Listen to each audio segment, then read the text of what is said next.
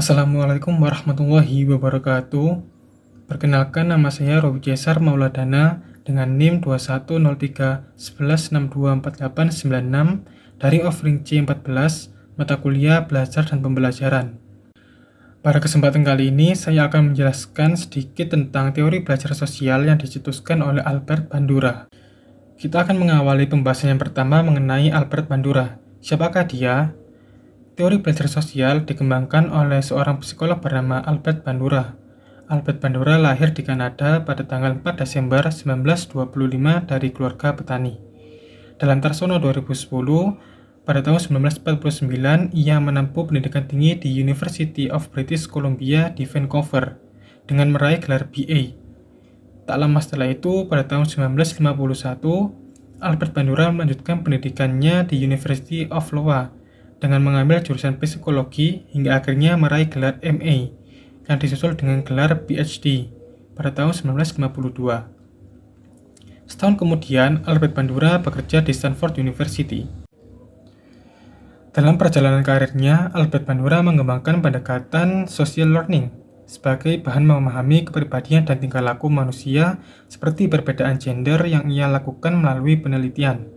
Karya-karya yang berhasil Albert Bandura keluarkan diantaranya beberapa buku yang berjudul Adolescent Aggression tahun 1959, Social Learning and Personality Development tahun 1963, Principle of Behavior Modification tahun 1969, Aggression, or Social Learning Analysis tahun 1973, dan Social Learning Theory tahun 1977. Adapun eksperimennya yang sangat terkenal adalah mengenai anak-anak yang meniru perilaku negatif dari orang dewasa di sekitarnya, yang biasa disebut dengan eksperimen Bubodol. Pembahasan selanjutnya yakni tentang teori belajar sosial. Seperti yang telah dijelaskan sebelumnya, Albert Bandura merupakan seorang yang mencetuskan teori belajar sosial ini. Teori belajar sosial bisa disebut sebagai social learning theory dalam bahasa Inggris. Namun pada tahun 1970-an hingga 1980-an, teori ini memiliki penamaan baru, yakni teori kognitif sosial atau social cognitive theory. Inti pokok dari pemikiran dan pengembangan yang dilakukan oleh Albert Bandura adalah pengembangan dari ide Miller and Dollard tentang belajar meniru atau imitative learning. Selain itu, pengaruh lainnya adalah tulisan Miller dan Dollard pada tahun 1941 yang berjudul Social Learning and Imitation dalam Yanuardianto tahun 2019. Teori belajar sosial merupakan bentuk perluasan dari teori belajar behavioristik. Teori ini menekankan pada komponen kognitif dari pikiran, pemahaman, dan evaluasi. Berbeda dengan pangkat behaviorisme lainnya, Albert Bandura mengamati bahwa perilaku setiap seseorang bukan semata-mata karena stimulus seperti pada teori behavioristik dari S.R. Bond, tetapi juga akibat reaksi dari lingkungan dengan skema seseorang itu sendiri. Maka dari itu, faktor sosial dan kognitif sangat berperan penting dalam pembelajaran. Faktor kognitif yang dimaksud dapat berupa ekspektasi seseorang untuk meraih keberhasilan, sedangkan faktor sosialnya yaitu pengamatan seseorang terhadap orang lain atau lingkungan di sekitarnya. Teori belajar sosial memberikan sudut pandang teoretis, yaitu yang pertama, pembelajaran berlangsung melalui proses peniruan atau imitation atau pemodelan yaitu modeling. Yang kedua, seseorang dipahami sebagai pihak yang menentukan perilaku mana yang akan ditiru dan frekuensinya. Yang ketiga, imitation atau modeling termasuk dalam pembelajaran perilaku tanpa adanya pengalaman secara langsung. Yang keempat, dalam imitation atau modeling terjadi penguatan untuk menghasilkan peniruan. Dan yang kelima, mediasi internal sebagai pengaruh terhadap hasil akhir. Lesilolo tahun 2018. Dari hal tersebut, muncullah istilah vicarious learning, yaitu pembelajaran dengan mengobservasi. Seseorang yang belajar melalui mengamati, maka mereka akan lebih memfokuskan perhatiannya. Beralih pada pembahasan deterministik resiprokal. Deterministik resiprokal merupakan salah satu konsep yang dicetuskan juga oleh Albert Bandura. Konsep ini terdiri dari 3 faktor utama, yaitu perilaku, kognitif atau kepribadian, dan lingkungan. Muzaki dan kawan-kawan 2014. Konsep ini menyatakan bahwa tindakan manusia merupakan hasil dari interaksi dan hubungan antar faktor. Setiap faktor akan mempengaruhi satu sama lainnya. Kognitif mempengaruhi perilaku dan sebaliknya. Lingkungan mempengaruhi perilaku dan sebaliknya, hingga kognitif mempengaruhi lingkungan dan juga sebaliknya. Tiap-tiap faktor di sini tidak perlu sama kuat atau memiliki kontribusi yang sama, akan tetapi sangat beragam. Lesololo tahun 2018. Misalnya saja, pada waktu tertentu, faktor perilaku mungkin lebih kuat pengaruhnya daripada faktor yang lain.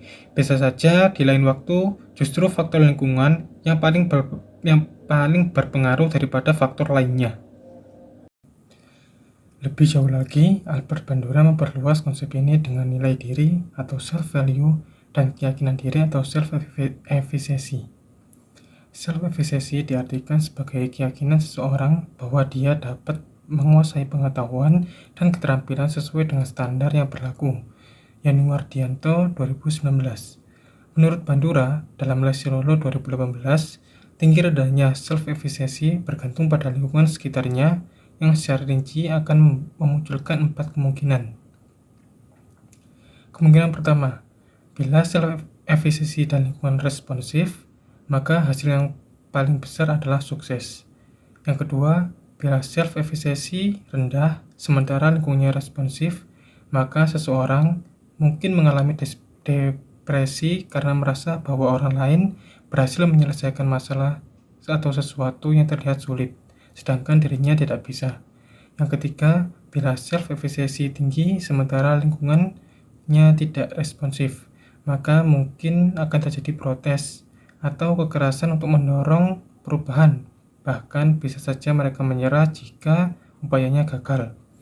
Dan yang keempat, bila self-efficacy rendah dan lingkungannya tidak responsif, maka seseorang merasa tidak berdaya dan menyerah. Selanjutnya yaitu proses-proses yang mengatur pembelajaran menggunakan modeling. Yang pertama ada atensi. Atensi disebut juga dengan perhatian atau memperhatikan. Hal pertama kali yang dilakukan sebelum meniru sudah pasti memperhatikan sesuatu atau seseorang yang menjadi objek yang akan ditiru. Keinginan untuk memperhatikan muncul karena beberapa faktor, seperti memiliki daya tarik, kapasitas indrawi, dan kompleksitas kejadian. Di sisi lain, keinginan untuk memperhatikan juga dipengaruhi oleh kebutuhan dan minat pribadi, di mana jika dalam diri muncul kebutuhan dan minat yang semakin tinggi, maka semakin mudah untuk tertarik dan memperhatikan terhadap sesuatu. Begitu pula sebaliknya. Dengan adanya faktor-faktor yang seperti ini, timbullah keinginan untuk meniru sesuatu. Kemudian yang kedua yaitu retensi. Retensi atau penyimpanan yang dimaksud adalah proses menyimpan hasil dari memperhatikan dengan maksud untuk diingat. Singkatnya, retensi sama halnya dengan mengingat. Setelah memperhatikan suatu model, hal selanjutnya yang dilakukan adalah mengingat. Dalam mengingat hal itu, biasanya anak akan menyimpan memori mengenai model yang diperhatikan secara simbolis di pikirannya. Hal itu bisa diperoleh melalui pengamatan visual dan verbalisasi. Selanjutnya yaitu produksi perilaku. Rasa ingin mencoba pasti muncul setelah memperhatikan sesuatu. Berbekal dari ingatan yang diperoleh, seseorang mulai mampu melaksanakan hal yang diperhatikan dan diingatnya. Maka dari itu, timbul pertanyaan dalam diri seseorang, seperti bagaimana saya melakukan hal tersebut? Mampukah saya melakukannya? Sudah benarkah yang saya lakukan? Dan lain-lain. Yang keempat yaitu adanya motivasi dan reinforcement. Modeling akan efektif jika seseorang termotivasi untuk melakukan perilaku yang telah dia coba lakukan. Selain itu, reinforcement juga berperan penting dalam modeling. Albert Bandura sendiri mengidentifikasi 3 bentuk reinforcement yang dapat mendorong keberlangsungan modeling. Yang pertama, seseorang melakukan sesuatu dan menerima reinforcement secara langsung. Yang kedua, ada juga reinforcement yang tidak secara langsung yang berupa vicarious reinforcement atau reward. Dan yang ketiga yaitu adanya self-reinforcement atau mengontrol reinforcement sendiri. Dalam modeling juga terdapat bagaimana cara seseorang melakukan modeling atau peniruan tersebut. Hal tersebut biasa juga disebut dengan jenis-jenis modeling. Jenis-jenis modeling ada 5 macam menurut Aziza dan kawan-kawan 2021. Yang pertama yaitu peniruan langsung. Seseorang mengamati dan memperhatikan sesuatu model dengan meniru tingkah lakunya.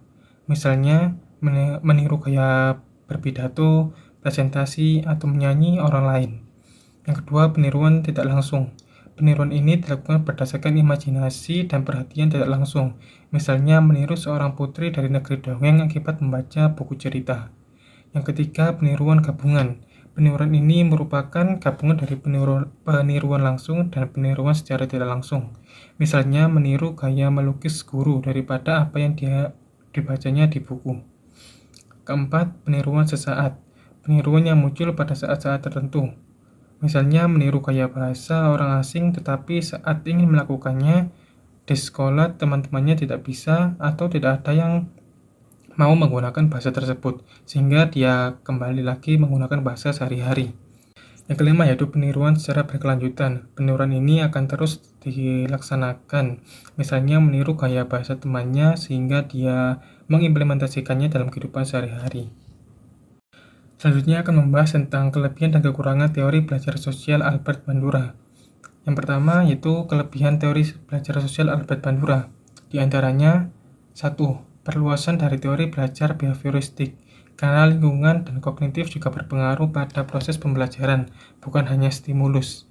2. Secara tidak langsung akan membentuk kepribadian dan moral peserta didik. Ketiga, memberikan kesempatan peserta didik untuk mempraktikkan materi pembelajaran secara langsung sebagai hasil dari proses modeling. Yang keempat, sebagai self-evaluation atau pembelajaran melalui hasil pengamatan sekitar.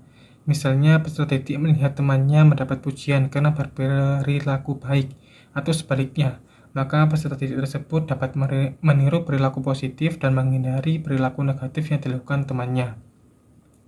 Dan yang kelima yaitu kesempatan berinteraksi semakin banyak untuk saling bertukar informasi, cara pandang, dan cara pikir dalam pembelajaran.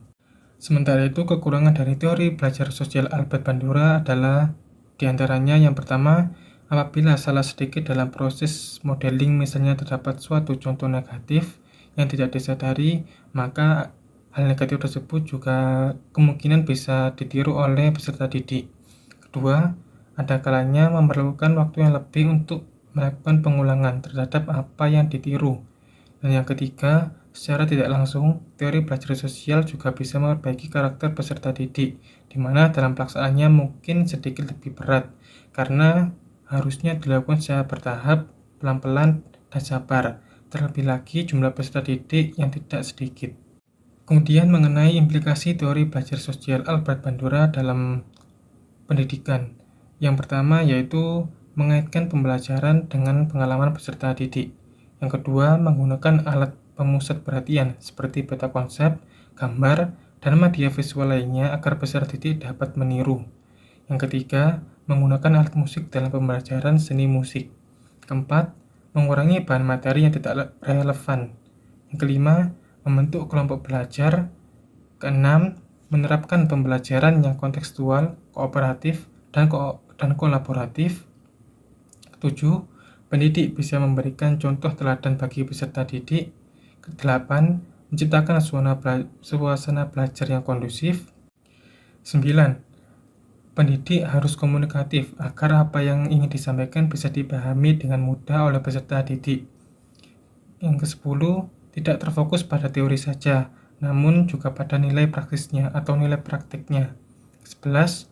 Pengajaran pendidik seharusnya tersusun dan dapat menarik minat siswa dan perhatiannya agar bisa dijadikan sebagai model. Dan yang terakhir, meluruskan hal yang salah yang ditiru peserta didik akibat meniru hal-hal yang negatif. Sekian penjelasan dari saya. Mohon maaf apabila ada kekurangan dalam penyampaian videonya. Semoga inti dari video ini dapat diterima dengan baik dan bisa bermanfaat bagi kita semua. Terima kasih. Wassalamualaikum warahmatullahi wabarakatuh.